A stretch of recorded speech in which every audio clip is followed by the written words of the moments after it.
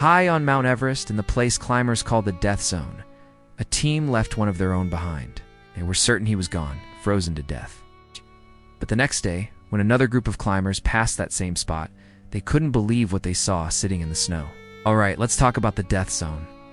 Above 26,000 feet on Mount Everest, there's this place that climbers have nicknamed the graveyard in the sky. Honestly, that name couldn't be more accurate.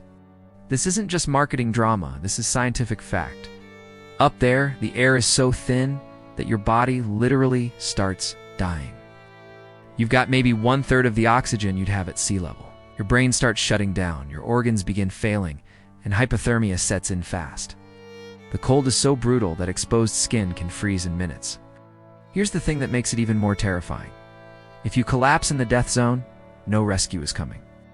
It's physically impossible for helicopters to fly that high, and other climbers are barely hanging on themselves. So yeah, when someone goes down up there, they stay down, forever. The mountain is littered with over 200 bodies of climbers who never made it home. They've become landmarks, waypoints that other climbers use for navigation. That's how unforgiving this place is. Now, Lincoln Hall wasn't some weekend warrior who got in over his head. This guy was a seasoned Australian mountaineer, 50 years old, with decades of climbing experience under his belt. He'd already conquered some of the world's most dangerous peaks. Hall had been dreaming of Everest for years. In May 2006, he finally got his shot. He joined an expedition led by a company called Seven Summits Club, and everything seemed to be going according to plan. The weather windows looked good, the team was strong, and Hall was feeling confident. But here's where things start to get weird.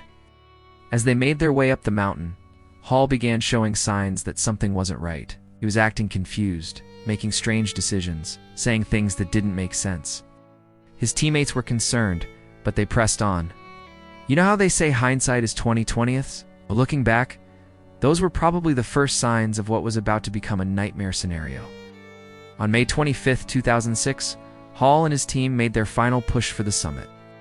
This is it, the moment every climber lives for. After months of preparation and weeks of acclimatization, they were going for the top of the world.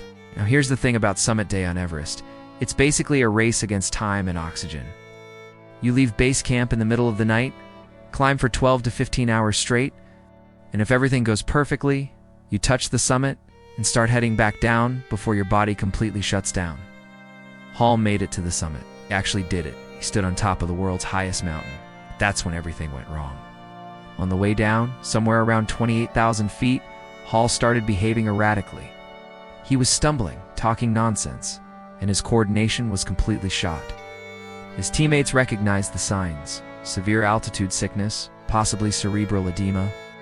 His brain was literally swelling from the lack of oxygen. At that altitude and those conditions, this is basically a death sentence. Okay, so here's where this story takes a really dark turn. Hall's condition was getting worse by the hour. He couldn't walk properly. He was becoming increasingly incoherent, and the team was running out of oxygen in daylight. In the death zone, you face impossible choices. Do you risk the lives of the entire team trying to save one person who might already be beyond help? Or do you make the brutal calculation that mountaineers call expedition over friendship? Hall's teammates made the hardest decision anyone could ever make. They couldn't carry him down, not at that altitude, not in those conditions. So they did what they had to do. They made him as comfortable as possible, gave him what oxygen they could spare, and continued their descent. That night, they radioed down to base camp with the message no one ever wants to hear. Lincoln Hall didn't make it. He's gone. The official report listed him as dead. His family back in Australia was notified. For all practical purposes, Lincoln Hall had become another casualty of the death zone. But that wasn't the end of his story. The next morning, May 26th, another team of climbers was making their own summit attempt. This was a group led by Don Mazur, an experienced American guide. As they climbed through the death zone, they were following the same route that Hall's team had taken the day before. At around 28,000 feet, Mazur's team spotted something unusual in the snow ahead.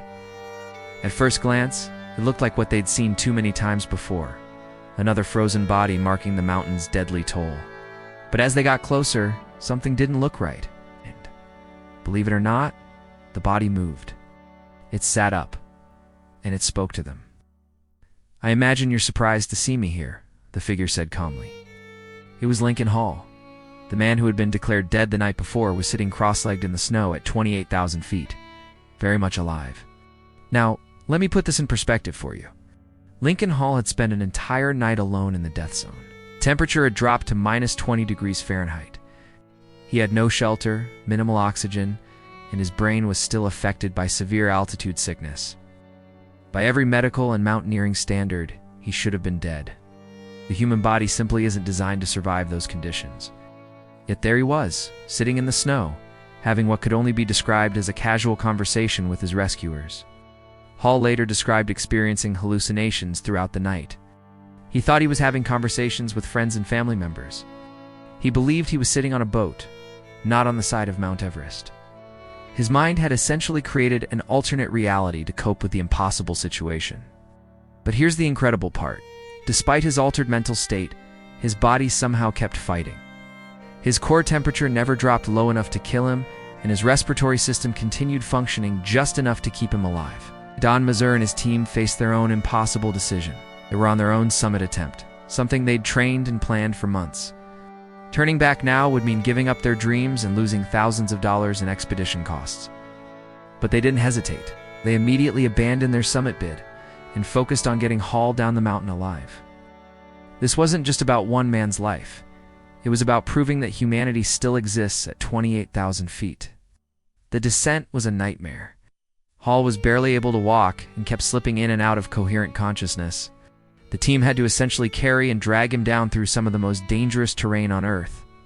Every step was a battle against time, weather, and their own physical limitations. For over 6 hours, they fought to get Hall to a lower altitude, where a helicopter rescue might be possible. It was one of the most remarkable rescue efforts in Everest history, testament to what people will do for a complete stranger when lives are on the line. Lincoln Hall survived. Against every odd, against every medical prediction, against the mountain that had claimed so many others, he made it home. He was helicoptered off the mountain, treated for severe frostbite and altitude sickness, but he was alive. The climbing community was stunned. Hall's survival became legendary, proof that sometimes the human spirit can overcome even the most impossible circumstances. But his story also highlighted the brutal reality of high-altitude climbing. The life-and-death decisions that teams face every day in the death zone. Hall's family, who had already begun planning his funeral, suddenly found themselves planning his recovery instead. The man they'd been told was dead had somehow clawed his way back from the edge of the impossible. But here's what really gets me about this story. Hall's rescue meant that Don Mazar and his team sacrificed their own summit dreams. They were so close to achieving their goals, but they chose human life over personal glory. That's the kind of decision that defines who we really are as people. Today, Lincoln Hall's story stands as both an inspiration and a warning. It shows us the incredible resilience of the human body and spirit, but it also reminds us why they call it the death zone. For every Lincoln Hall who somehow cheats death, there are countless others who don't get a second chance. The mountain keeps their stories forever, frozen in time, reminding everyone who passes that up there, in that graveyard in the sky. Survival isn't just about skill or preparation. Sometimes it's about miracles you can't explain, and people willing to risk everything for a stranger. Lincoln Hall was left for dead on Everest, but he refused to stay that way. And sometimes, that's all the difference between becoming a cautionary tale and becoming a legend. If this incredible story of survival against impossible odds moved you, make sure to share it with someone who needs to hear it. Drop a comment below and let me know what you think. Could you make the same choice Don Mazur's team made? Would you give up your dreams to save a stranger? Don't forget to subscribe for more incredible true stories of human resilience and the extraordinary things people do when pushed to their absolute limits. Because sometimes the most unbelievable stories are the ones that actually happened. Thanks for watching, and remember, sometimes the difference between life and death isn't just about physical strength. It's about the people willing to carry you home.